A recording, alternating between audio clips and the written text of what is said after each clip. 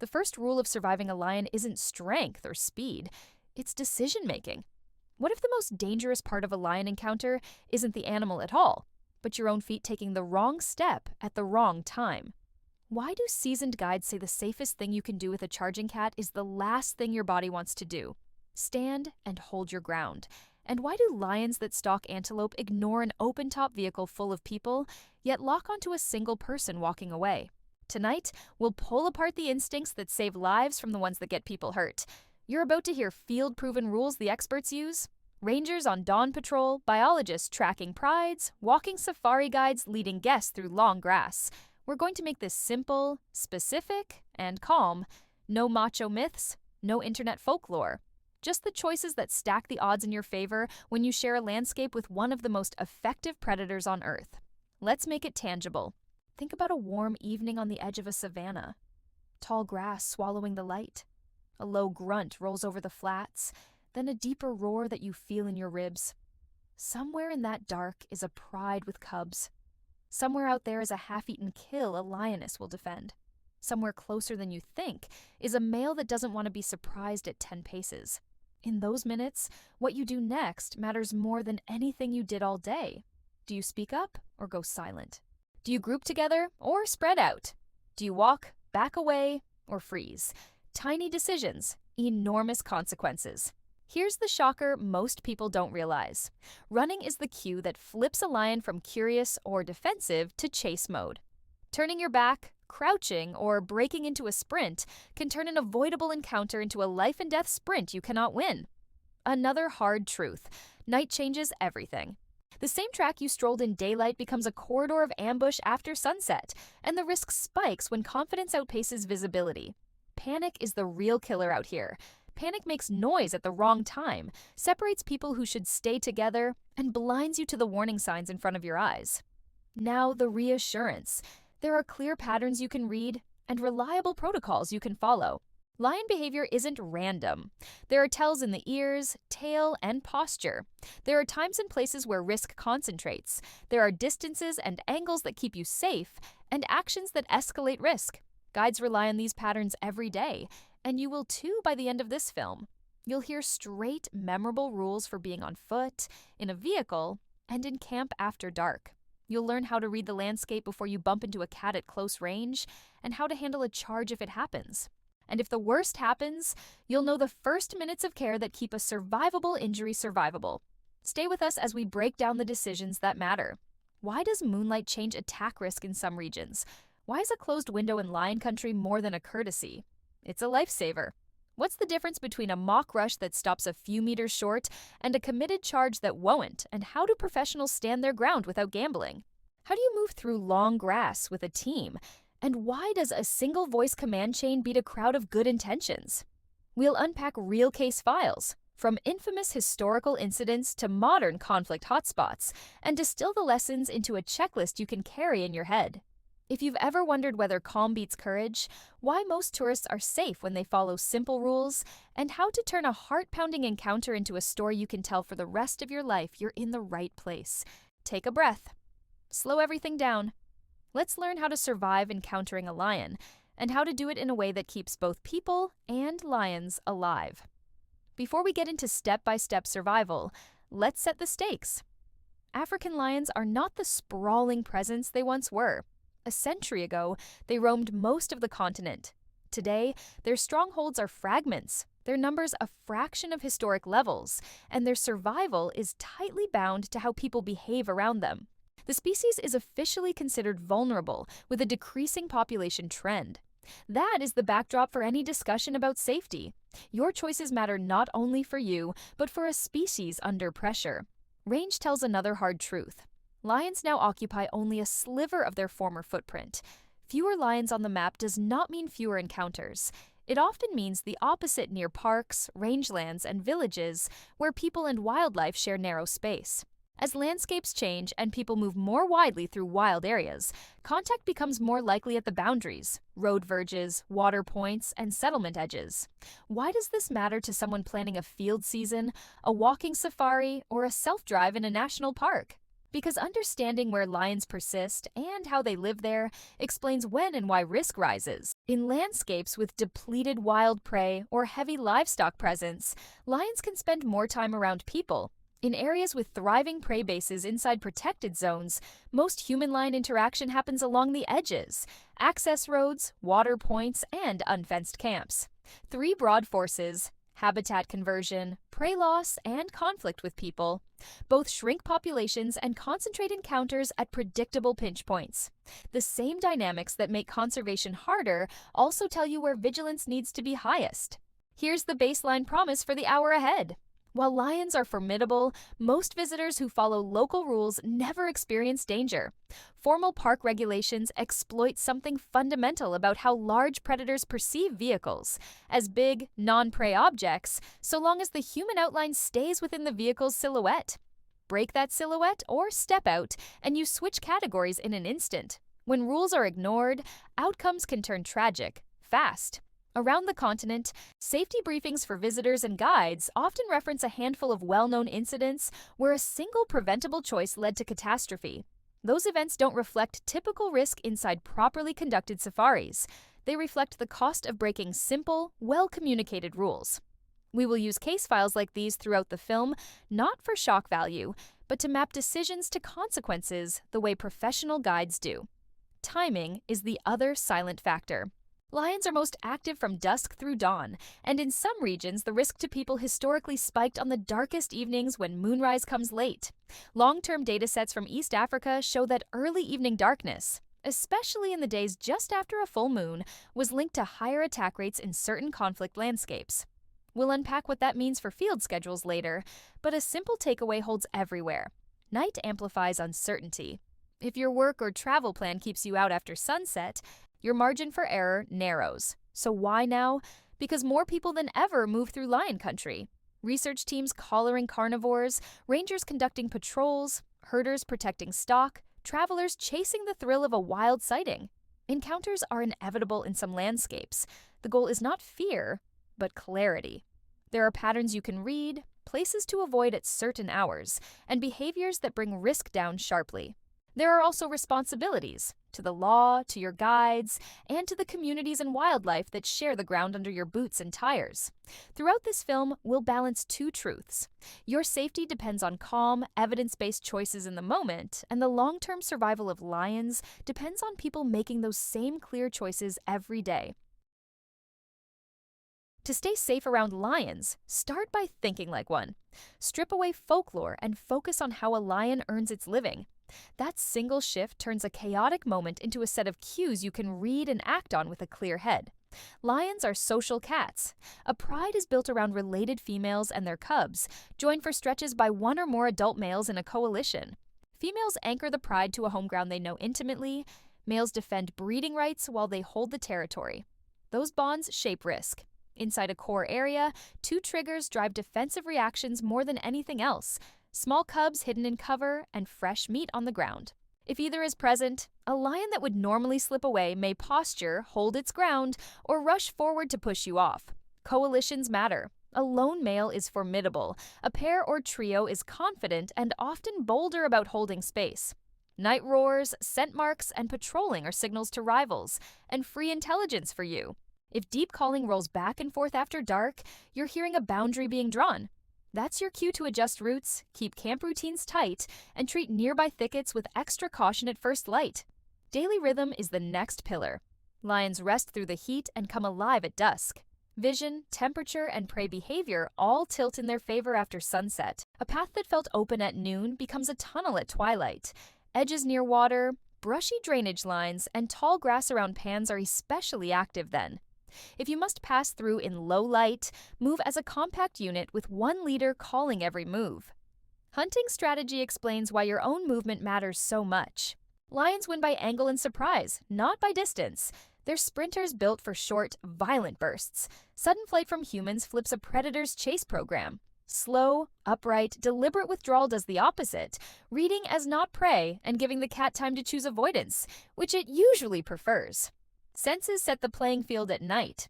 A reflective layer in the eye and a wide pupil give lions a low-light advantage that feels unfair. Hearing is acute and directional. Ears rotate to locate small sounds. Smell stitches the scene together. Tracks, urine, blood, and human odor on the wind. You can't erase your scent, but you can manage wind. Don't push into dense cover with your smell moving ahead of you unless you must. If you have to approach, do it slowly, with clear voice control and constant scanning. Roaring isn't random thunder. It's long-distance messaging. On still nights, a male's roar can carry several kilometers. A series from one direction suggests a stationary pride. Alternating roars from 2 points often mean neighbors or coalition partners. Guides log these sounds without breaking conversation. You can do the same. Sketch a mental map before you leave camp, update it after dark, and let it guide your morning plan. Hunting leaves hot zones that walkers and drivers should treat with care. After a kill, competitors arrive fast. Hyenas test the edge, jackals patrol the fringe, vultures build overhead. The owner guards the resource. People who wander in are not judged as food at first. They're judged as thieves. The result can be a noisy rush with tail lashes, head low, ears pinned, and growling that vibrates in your ribs. The right move is space and angle. Back out the way you came and give a wide berth. Territorial defense sits behind many heart-pounding encounters that end without injury. A lion surprised at short range and heavy cover has seconds to choose. Flee blind through thorns, freeze and hope the problem passes, or surge forward in a blistering bluff to push the threat away. That last option is the classic mock charge: dust, noise, and a hard stop. Your task is to deny the trigger that turns it into something worse. Most of the time, the cat stops, reads your posture, and allows the distance to grow. Offensive motivation toward people is uncommon and usually tied to context. The worst historical clusters arose where people slept outdoors to protect crops, wild prey was scarce, and nightly exposure overlapped perfectly with a predator's activity window. Individual condition can matter too. A very old or injured lion struggling to kill normal prey might seek easier targets. These are exceptions. Cubs change the equation. A lioness with small cubs will stand up earlier, posture more, and hold longer than she would alone. She may rush with intent to deter rather than injure. Your only answer is space and time. Back away until both of you have a clear view. The less you do, the faster her assessment resolves in your favor. Vehicles introduce a counterintuitive truth that saves lives. To a lion, a closed vehicle reads as a single solid unit that doesn't behave like prey. Stay inside, keep limbs in, use quiet voices, and the cat usually ignores you. Break the silhouette by opening doors, sitting on sills, or stepping out, and you flip categories in an instant. Habituation layers on top. Lions in busy parks may tolerate vehicles within meters when drivers behave. Lions in remote areas without regular traffic may be wary or skittish. The same contrast applies to walkers. Prides that meet guided hikers regularly tend to keep a conservative buffer. Prides that rarely see people on foot can react strongly. Professional guides read that difference and set distances and angles that keep everyone safe. Turn the biology into a pocket plan. Favor midday for long walks in known lion country. Treat dawn and dusk as high alert periods. Listen at night and mark the direction of calling. Avoid pushing into tall grass, river fringes, or carcass zones when visibility is poor. Move in a compact group with one voice in charge. If a lion notices you at distance, hold your ground, grow your presence without panic, and allow the cat to make the choice it usually prefers: to avoid contact. Risk around lions clusters where human habits overlap with a predator's routines. Think of it as a simple equation. Exposure times predator activity times context. Shift any one of those in your favor, and the odds come down fast. Lions are built for low light. Dusk, night, and the hour before sunrise are their prime windows. Walking at twilight near rivers, pans, and brushy drainage lines is a classic setup for close-range surprises. The safer hours on foot are late morning to mid-afternoon. Even then, the two standing exceptions, cubs and carcasses, can turn a sleeping cat from drowsy to defensive in a heartbeat. Season shifts move the goalposts. In long dry spells, water concentrates life into narrow corridors. Early in the rains, tall grass and lush cover expand ambush options. Calving seasons can change lion distribution for weeks at a time, drawing prides to nursery grounds. Weather layers on top, wind carries your scent, cloud cover darkens moonlit nights.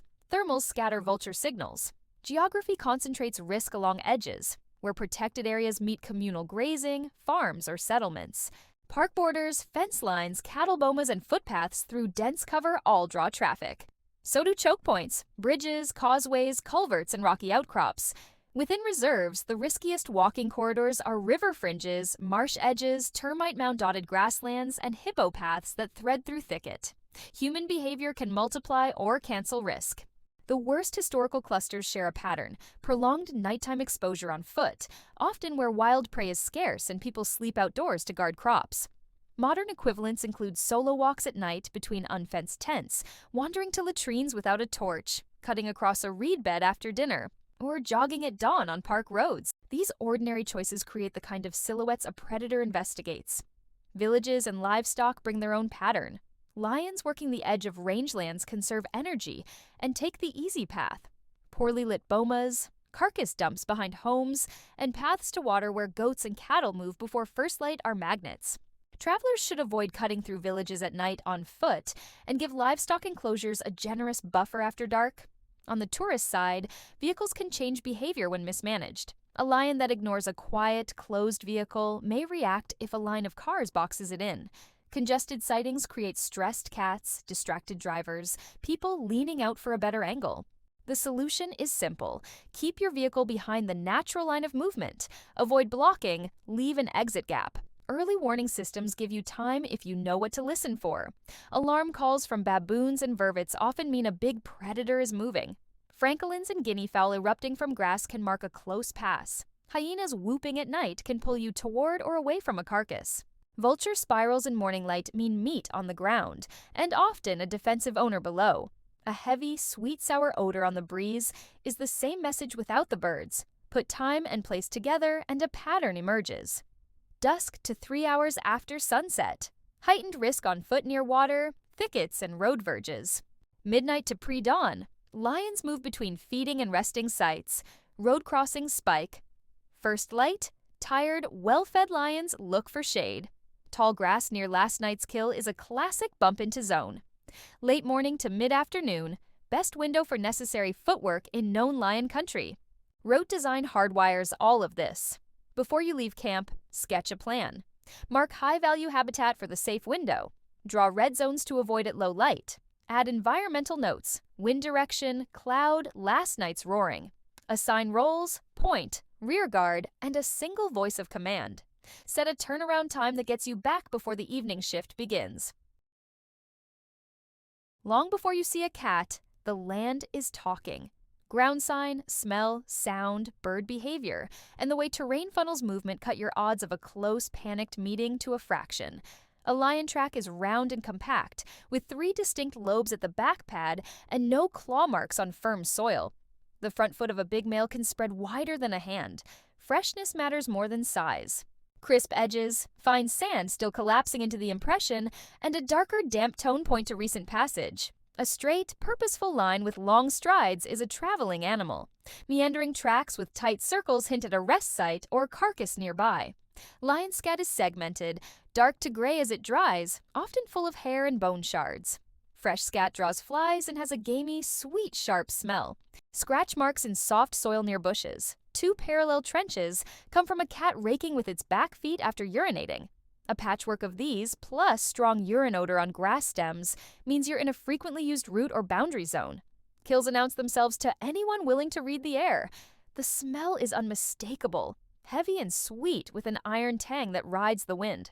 Hyenas whoop from a distance and cackle at the edge.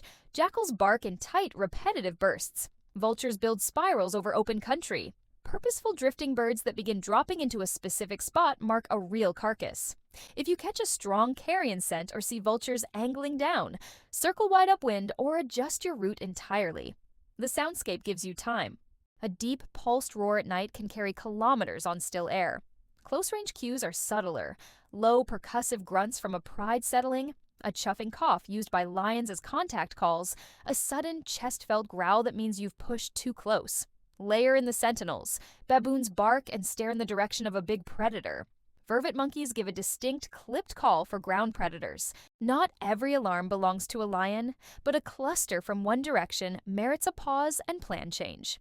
Terrain is the quiet architect of encounters.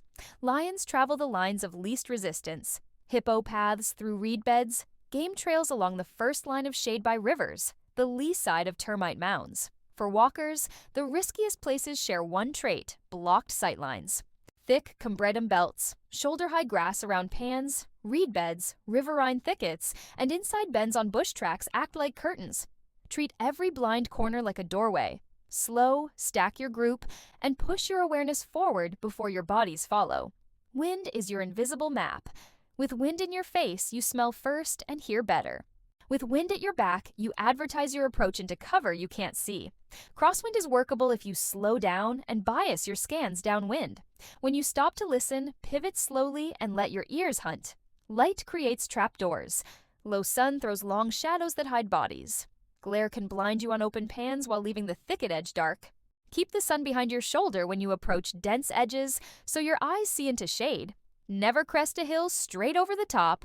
Dogleg to come up on the shoulder. Scan, then step. Build a simple stop, look, listen cycle into your movement. Every few minutes, halt the group. Scan far, mid, and near. Far is the skyline and tree line for movement. Mid is edges and gaps.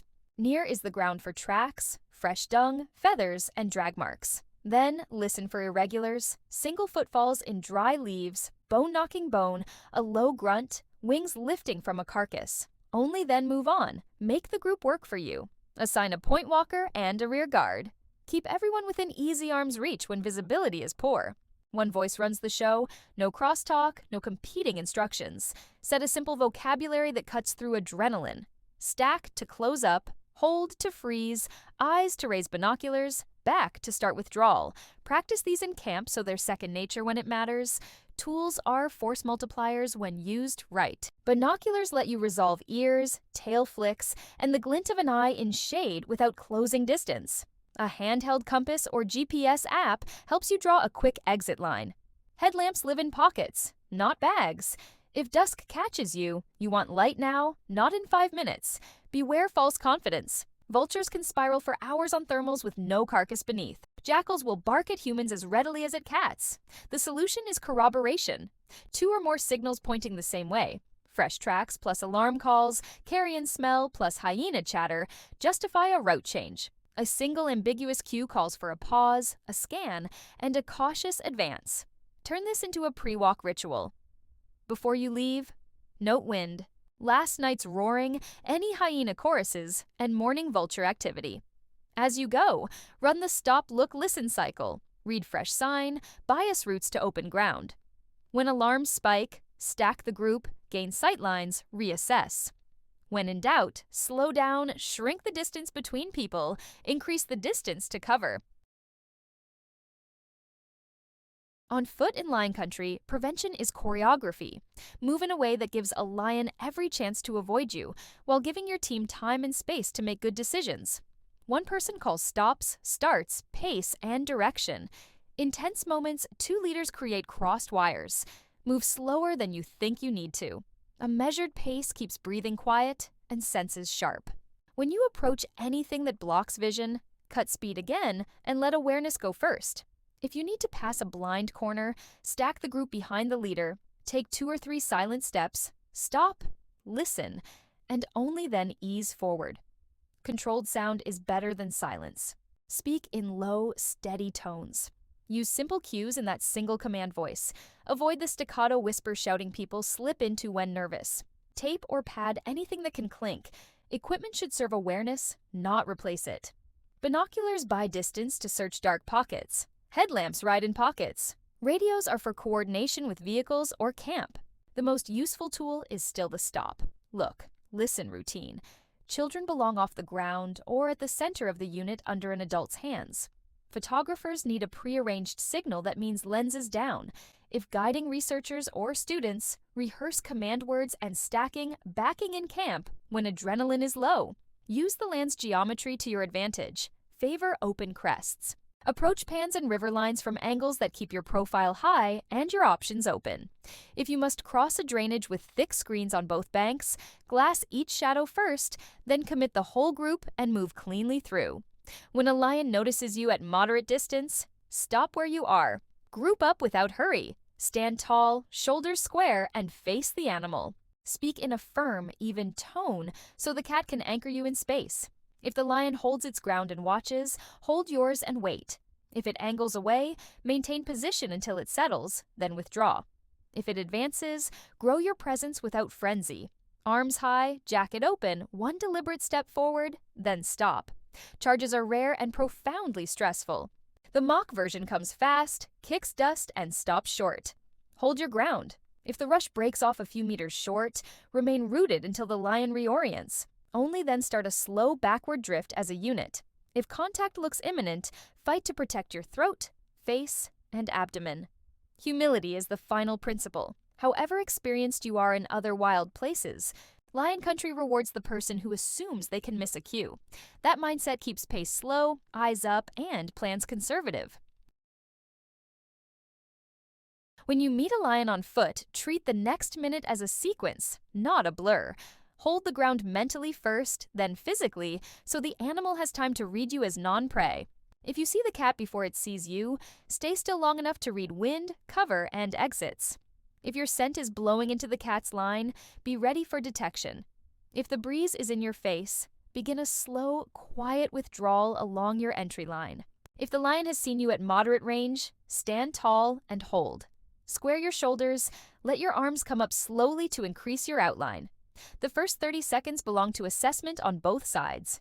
Many encounters end here, with the animal deciding you are not interesting.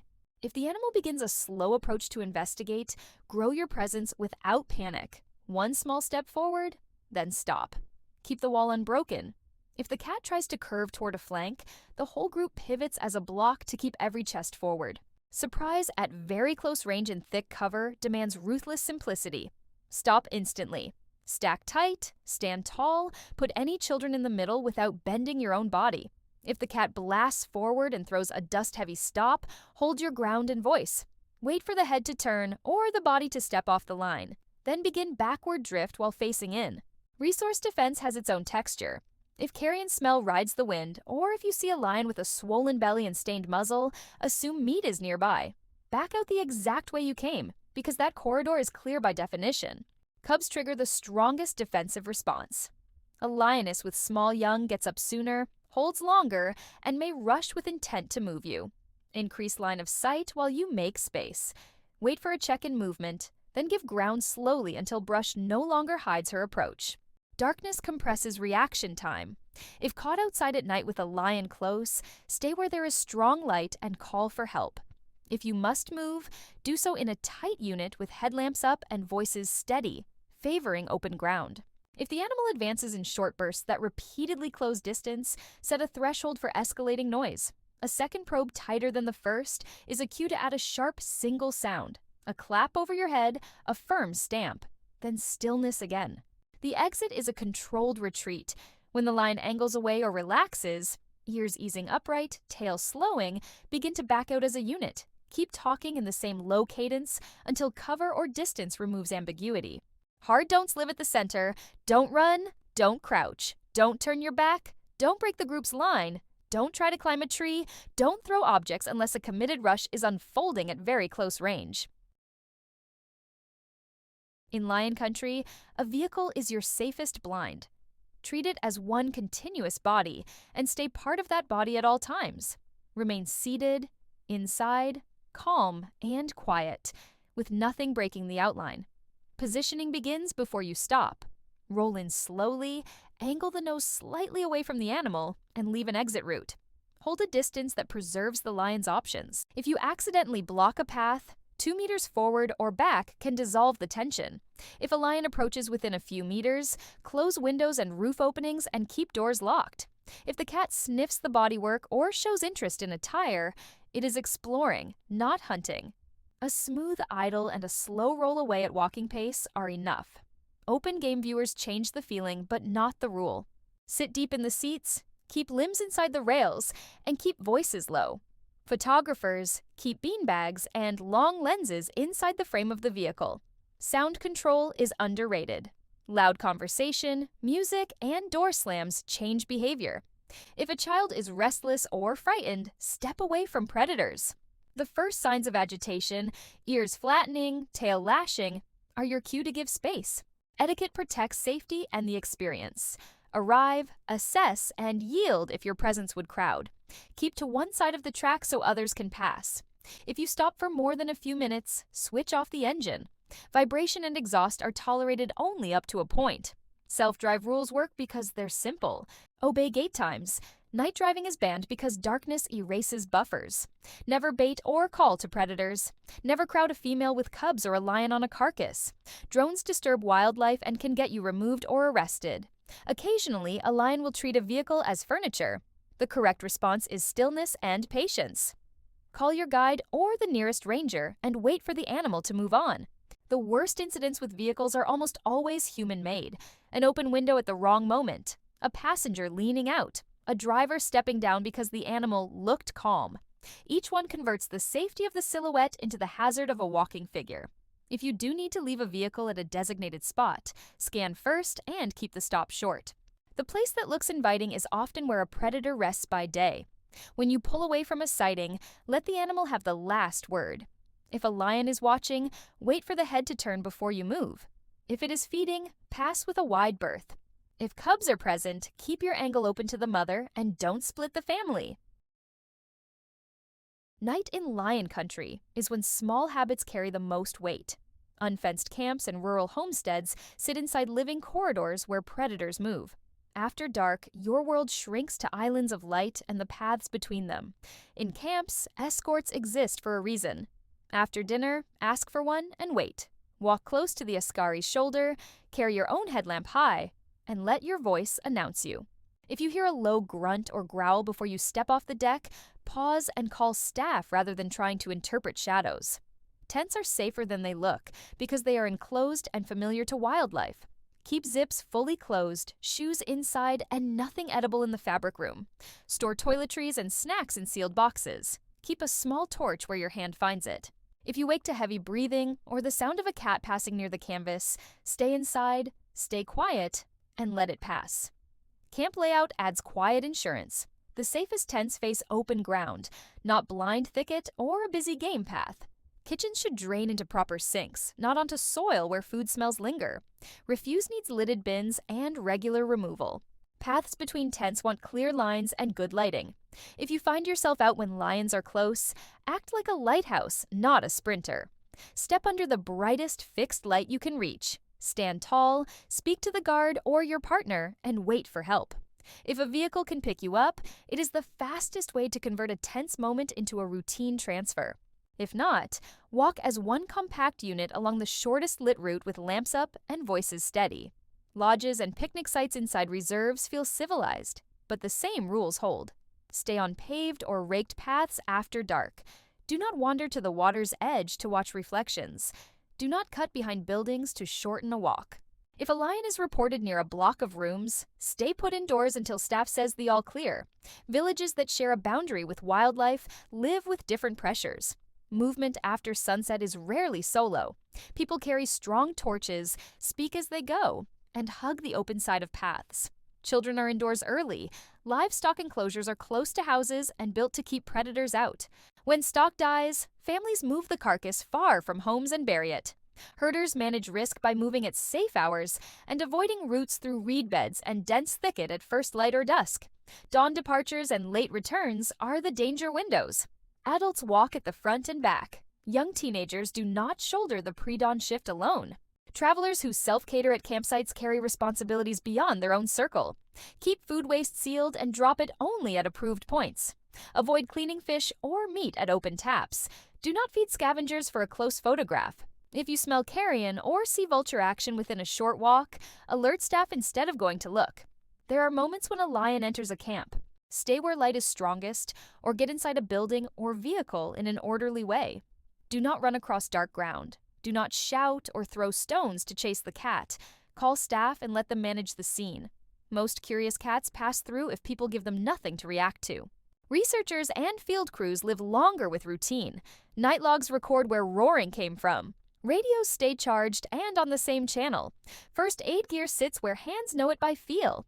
A tired team is a careless team, so finishing data entry before dinner and getting to bed on time is safety. Night narrows your vision, but it does not remove your control. Move with escorts, keep lights working, keep camp clean, and treat shortcuts as the most expensive minutes of your trip. Life and work in lion country run on routine. Professionals start before dawn with a quiet risk review that folds last night's roaring, wind direction, water, and any fresh carcass sign into a simple plan. Roles are clear without drama. A lead sets pace and angle. A second carries radio and medical kit. A rear guard watches the back trail and the guests. Hand signals and short command words are practiced when adrenaline is low. Drills rehearse the pivot into a compact wall, the slow coordinated retreat, and the calm tone that holds a line under pressure. Training builds that calm. Dangerous game guides and rangers spend months on track awareness, animal behavior, law, and stress inoculation that pushes muscle memory ahead of panic. Where rifles are lawful for guides, handling is obsessive. A rifle on a walk is not a promise of intervention. It is a promise of restraint, carried for the scenario every other skill failed to prevent. Visitors do not carry weapons. One chain of decisions is safer than mixed intentions. Approaches and withdrawals are designed on paper before they happen on the ground. A good leader keeps sun behind the group when scanning, takes wind in the face near cover, and preserves at least one open exit line. Carcasses, denning habitat, and thick river fringes are treated as red zones to skirt, not explore. If sign is fresh and layered, the plan shifts without debate. Communication ties the day together. Radios are checked against base before departure and at set times. In remote research areas, teams carry satellite messengers. Messages are short and patterned. Route in, route out. Head count, expected return. When a vehicle supports a walk, the driver reads the same cues and mirrors pace from a tactful distance. Encounter logging turns experience into data. After any significant interaction, guides note distance, posture, group size, wind, and what people did that helped or hurt. Most entries are quiet archives of near misses and lions choosing to melt away. Sometimes a sequence needs management attention, such as repeated patrols through a picnic site at dawn. Medical readiness is as ritualized as fieldcraft. Every team carries a trauma kit staged for speed, with gloves on top, pressure dressings opened, wound packing ready, and tourniquets pre-looped for one-handed use. Everyone knows who does what if a bite or mauling occurs. In many parks, the first evacuation leg is a private truck to a gate or airstrip. So the fastest choices are often the simplest. Keep the patient breathing, stop the bleeding, load, and call ahead. Legal and ethical boundaries keep people safe and lions wild. Guides do not track lions on foot for thrills, push animals off kills, or close distance to cubs for a better view. They do not bait, call, or chase. Night driving uses tight light discipline. Drones are out of bounds. Firearms, if carried under permit, are inspected and used only in last resort defense of life. Researchers work inside an even narrower lane. Collaring happens under permits with veterinarians present and plans that minimize chase time and heat stress. Field crews set perimeters to keep people from drifting into sedation scenes. Teams stay to confirm the animal recovers in shade and reorients to its pride. The ethic is simple. Science earns its keep by reducing risk for both sides, not by adding it. Client management is a craft. Before a walk, visitors hear clear rules and the reasons behind them. No one is shamed for nerves, but no one freelances. Photographers lower lenses the moment command words are spoken. Families with young children choose vehicle-based activities if conditions are marginal. After a tense encounter, the debrief is calm and specific. What worked, what almost went wrong, what the lion said with tail and ears. The quiet edge of safety is maintenance. Boots and gaiters are checked, radios cleaned, trauma kits replenished, rifle bolts inspected, and vehicles fueled and parked nose out. Camp routines are housekeeping with intent. Food waste is sealed. Wash stations do not leak into soil, and wood piles sit in the open. Paths between tents are raked and lit to remove hiding places and make new tracks obvious. Under all of it runs humility. Professionals know lions read us as quickly as we read them, and that the best encounter is the one both parties can forget. The job is not to prove bravery or deliver closeness at any cost. The job is to give visitors the thrill of proximity without putting a predator in a corner. The stories that cast the longest shadows in lion country are case files that map choices to consequences.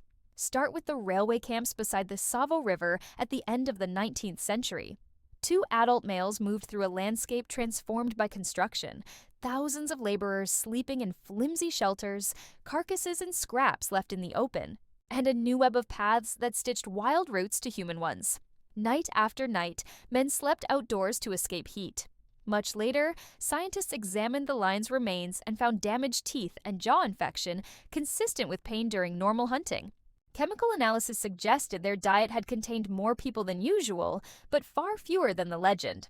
Strip away the theatrics, and a pattern appears. Easy access at night, chronic food sense, and poor barriers converged with impaired predators. The modern lesson is plain.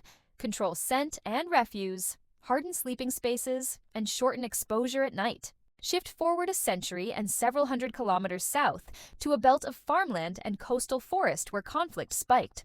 Farmers slept in fields to protect crops from bush pigs during harvest.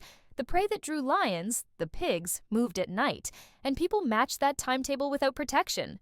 Nights with little early moonlight were worst. The animals were moving along edges where tall crops, thicket, and footpaths squeezed together.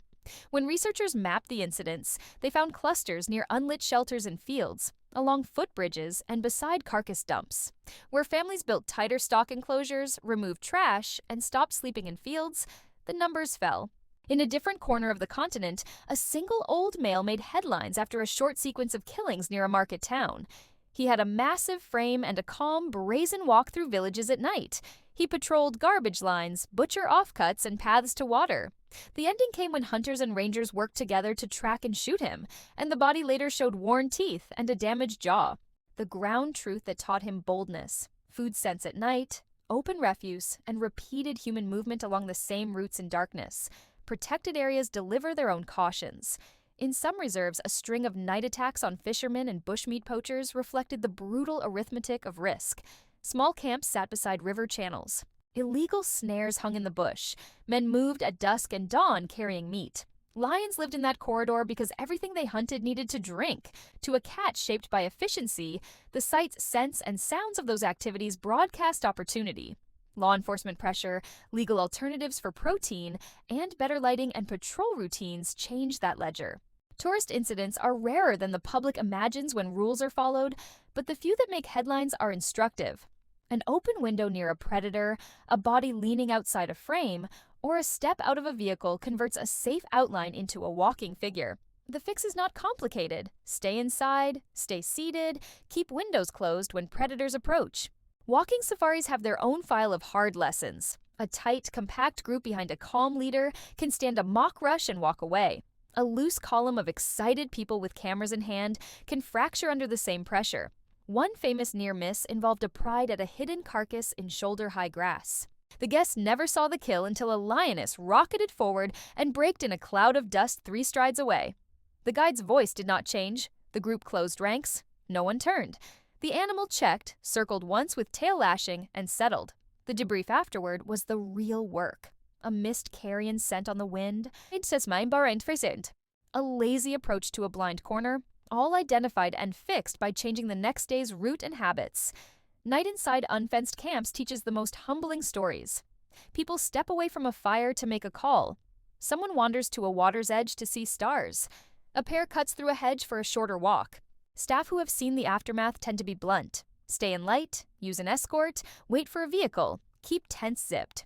The difference between a non-event and an emergency is often a minute saved on a shortcut. Across all of these files is a single thread worth memorizing. Lions are efficient, not vengeful. They follow prey, scent, and opportunity. When human behavior imitates prey, small, fast, separate, low to the ground at night, risk rises.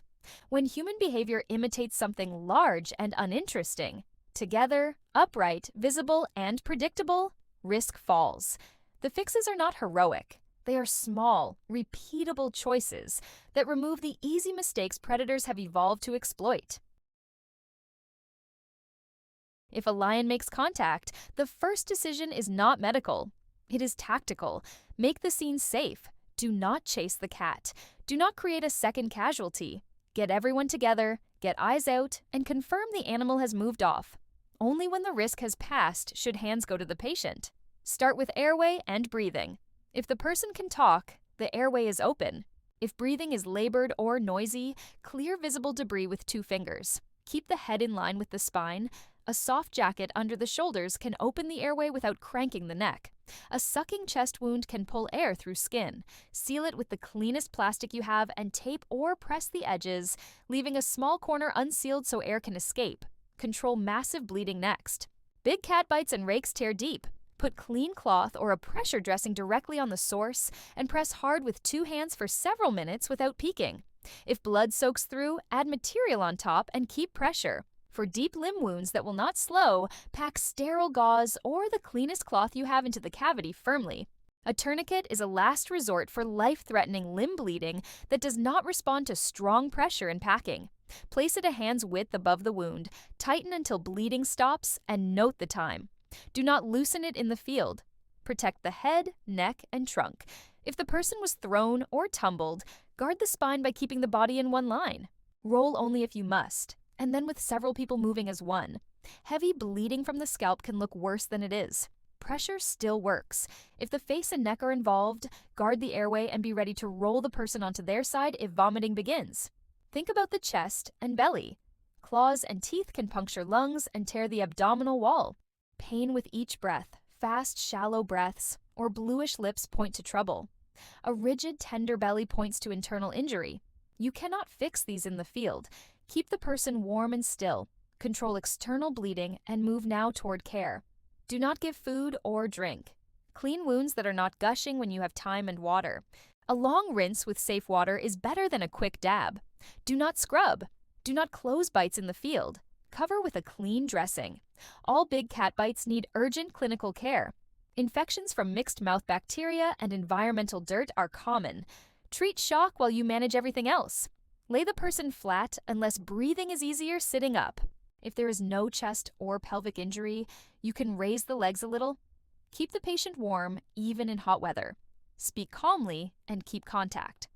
Fear speeds shock. Call for help early. Use radio, phone, or satellite messenger as soon as basic bleeding control is in place.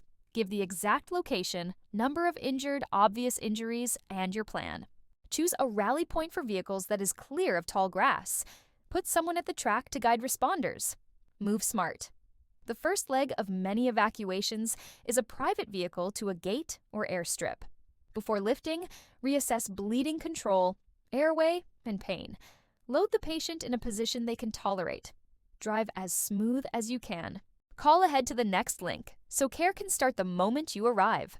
Think about rabies without panic. Any exposure that breaks the skin from a wild carnivore should be treated as potential exposure until a clinician decides otherwise. Put it on the list you give the medical team and let them act. Keep evidence and notes for the clinic. Time of incident, time pressure started, time a tourniquet went on, how long bleeding took to slow, what was used to pack the wound, any loss of consciousness, any vomiting, all medications given. Write it down. After the handover, care for the team. People involved in violent events can shake, blame, and ruminate. Name what went right before you talk about what went wrong. Replace guilt over what could not be controlled with actions for the next day. If you are alone with one partner, simplify even further. Stop the bleeding. Keep the airway open, keep the person warm, and call for help. Do the one thing in front of you that most increases the chance of reaching care alive. Then do the next thing. Safety around lions is inseparable from ethics and law. The rules that seem fussy on paper are condensed experience written into policy so people don't repeat old mistakes. Inside national parks and conservancies, remaining in the vehicle is the foundation that keeps predators ignoring you as a single, non-prey object. Gate times exist because dusk and early night compress reaction time. Speed limits prevent skids on dust. Off-road driving is restricted to protect vegetation and to avoid cornering wildlife. The pattern behind every regulation is consistent. Fewer surprises, more space, calmer animals, safer people. Local guides are the law in practice. Their voice carries authority because a single chain of decisions keeps a group predictable under stress. When a guide says windows up, engines off, or down now, compliance is safety. The guide's route, spacing, and pivot calls create one clear outline. Improvisation by guests creates scattered silhouettes that a predator reads as opportunity. Photography brings its own ethics. A low angle near a thicket edge can turn a calm lion into a stressed one if bodies lean out side windows. Flash at night can disrupt hunting. Geotagging dens or sensitive sites on public platforms invites traffic into places that cannot absorb it. The best images show natural behavior because the photographer refused to create unnatural pressure. Drones deserve a clear line.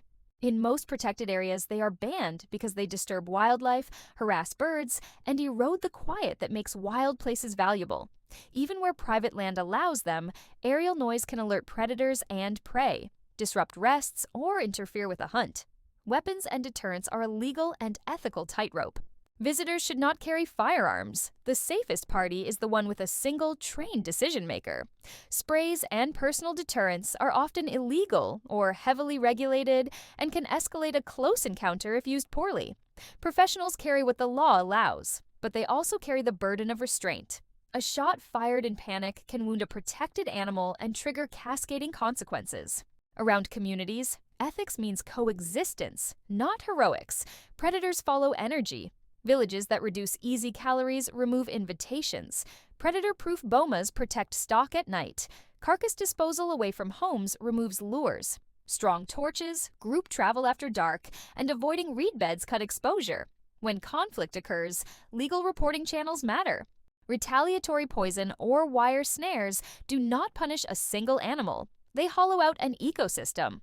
Tourism is conservation when it behaves. Park fees and community conservancies use visitor revenue to pay rangers, fund schools and clinics, and reward tolerance for wildlife. That bargain fails when guests ignore rules, pressure animals for a closer view, or disrespect local staff. The respectful traveler asks before walking after dark, waits for escorts, and accepts that some paths are off limits.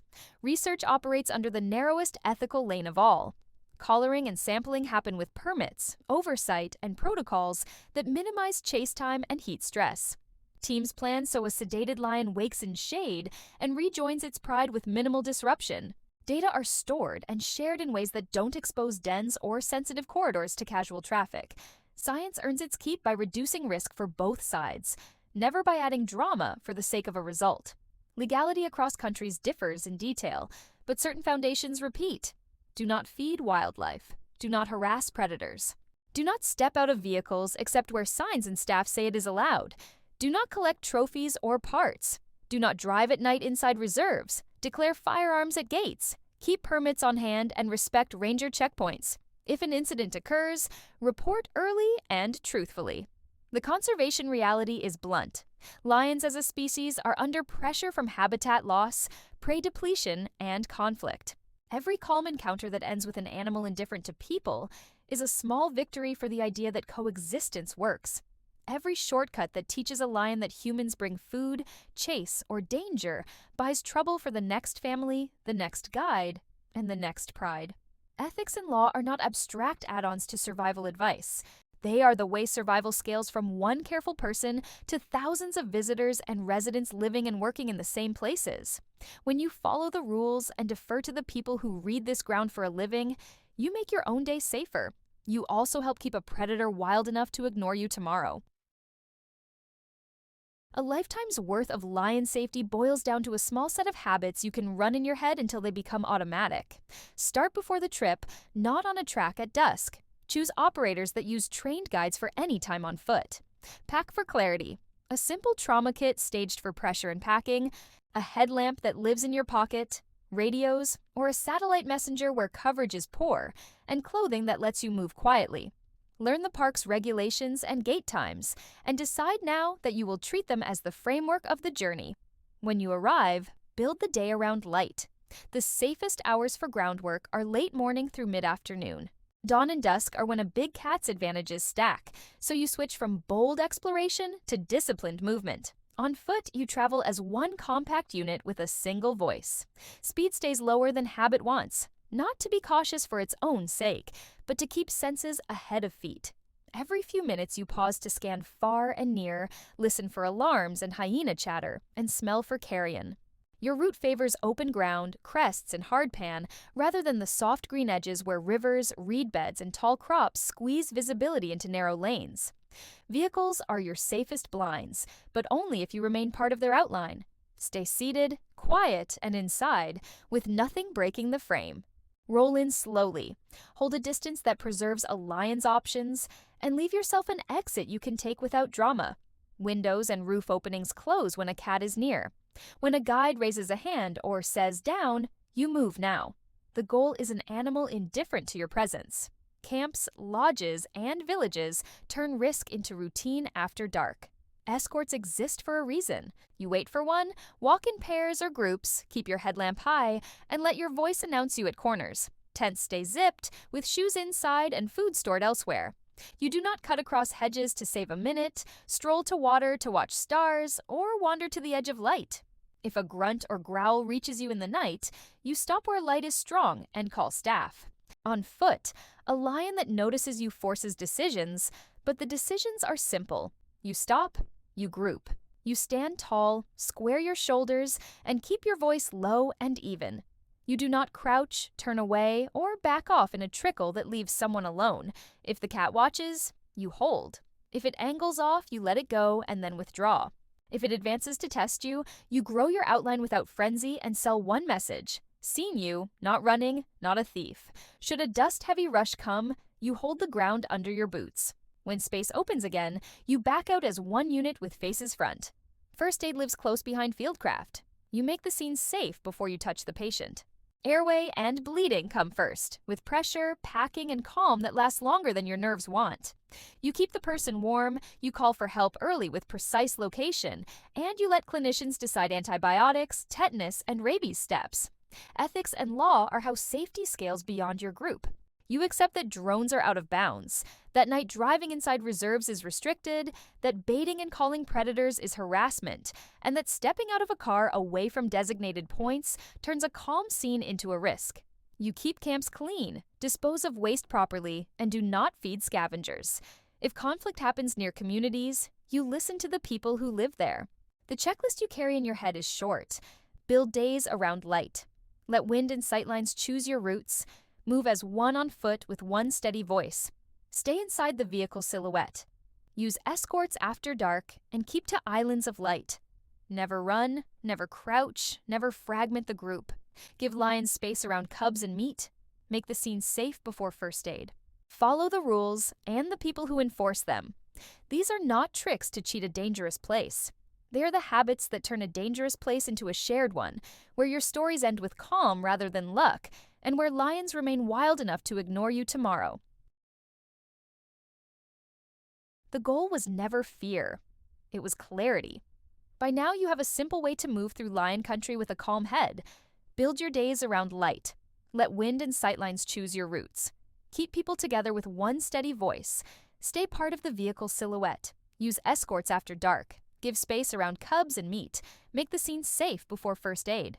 Follow the rules that were written with blood and experience. Do these things and most encounters become quiet stories about a tawny shape slipping through grass while your heart slows down. What makes this work is the mix of science and practice. Lions conserve energy. They win in low light, at short range, with surprise on their side. They defend cubs and carcasses and prefer to avoid anything that looks large, upright, and steady. Your behavior can either imitate prey or signal that you are not worth the trouble.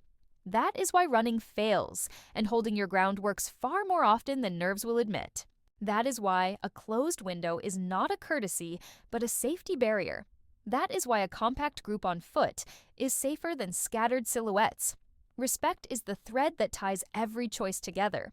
Respect for guides and rangers who read the land for a living.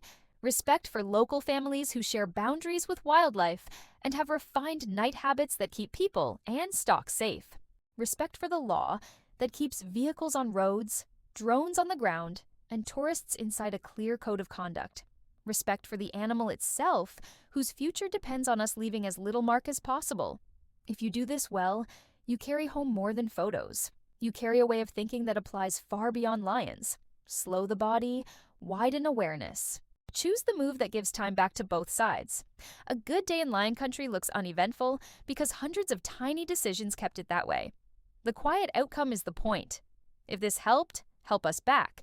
Share this with anyone headed to the bush, from students and guides in training to families planning a first safari. Add your own hard-won lessons in the comments so the next viewer learns faster than you did. Like the video if it earned your time, subscribe if you want more field-tested guides like this, and thank you for watching. Travel well, move with care, and keep both people and lions alive for the next story.